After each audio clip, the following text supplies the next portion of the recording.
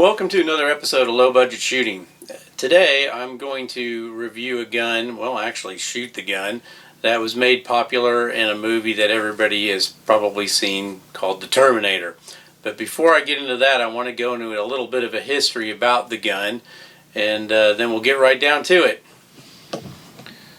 So what we got here is your standard everyday AR-15, designed by Eugene Stoner about 1957 or so, and the military ended up buying the gun.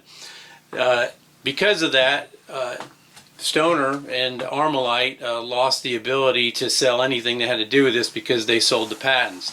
This AR-15 that I have right here was made in 1977. This is one of my pride and joy. One of these days I'll do a video about the whole entire AR-15. But when they lost the patents to this, they decided to try, Armalite wanted to make another firearm. And the firearm that they came up with was this one right here. The Armalite AR-18 was what they made. And then the civilian version of it was the Armalite A180 or AR-180. And so let's get up close here. So the AR-180 is, you know, a 5.56 caliber, and they started to design this in 1963, and it was the AR-18, which they actually tried to sell to the United States military. We weren't interested in it in 1969. And then in 1969 to 1972, they started making the civilian version of this in Costa Mesa, California. And then in 1970 to 1974, Howa bought it, and that's who's on this one right here, Howa. And this one was made in 1974, so I looked up the serial number, so this is one of the last ones that was made by Howa. And then in 1979, Sterling Armaments in England bought the rights to it, and then they started making this gun from 79 to 1985.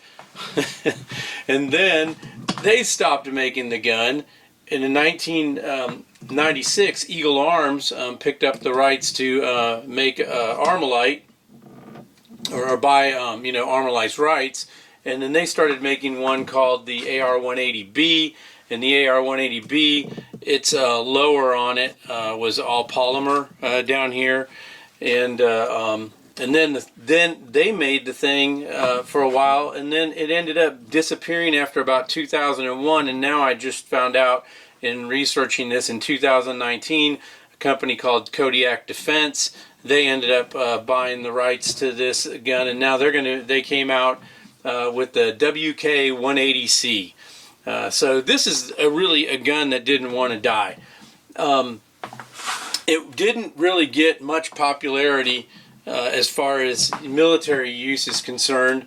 The gun was used by Botswana military, Haiti, Malaysia, Swaziland used it, and then probably the ones who made it the most popular, and I'm not going to go into a bunch of detail on it because actually Brandon Herrera actually did a video on this not too long ago, and the IRA ended up using the AR-18, which is the automatic version. This one's kind of cool because I noticed on the stock here, and it's funny, I've had this gun for a couple years and didn't even notice it. This one actually says AR-18 Armalite on the hand grip on it.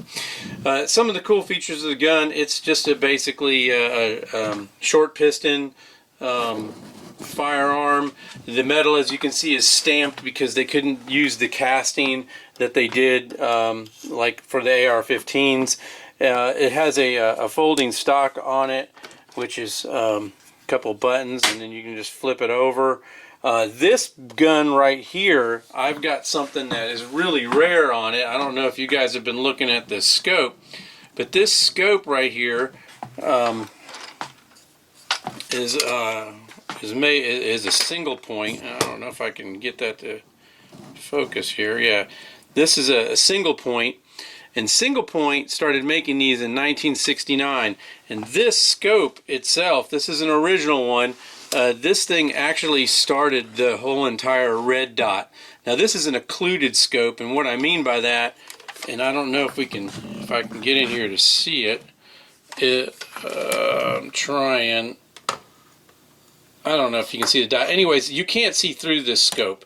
It's just black inside. So you have both eyes open, and there's a red dot from the fiber optic of this. And for those of you who are Star Wars fans, this is the scope that was actually used on Han Solo's blaster and some of the other guns. This gun was also used in the Songte raid with the AR-15, the carbine, the first carbines, and I have one of those for that gun. And another thing that's very rare that's on here too is this scope mount is super hard to find. I found a guy in Canada who had, I mean not Canada, in England, who had one of these, and I bought it from him and had it shipped over. So you just slide this back and it pops off. And for the video today, we will not be using it. So enough talk. Let's go out to the range and see if we can simulate a couple of scenes from Terminator. There was two guns that were used in the scene. One of them, I'm using a Mossberg Shockwave, and I'll be holding this left-handed. It has not got 3-inch shells in it because you guys all saw what happened with my Shockwave video on that. And not only that, I just purchased this strap, and I can't remember the name of the company, so I can't give them a plug, so hopefully it'll stay on my hand. Anyways, in the movie, he used a SPAS 12 or a SPAS or whatever you want to call it, and obviously he had it in semi-automatic mode. This is a pump, so I'm going to get one shot.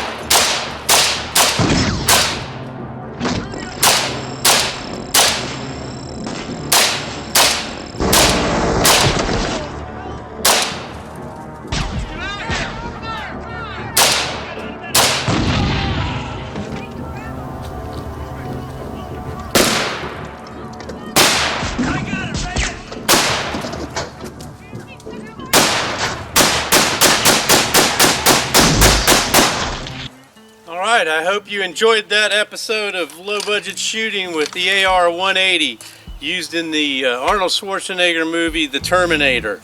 I gotta tell you, that is really hard to carry around and shoot with one hand. If you enjoyed this, hit the subscribe button below. Even if you don't watch, just hit it anyways. We're kind of stuck at like 332 people, which that's probably my fault. Anyways, thanks for watching. Shoot safe with another episode.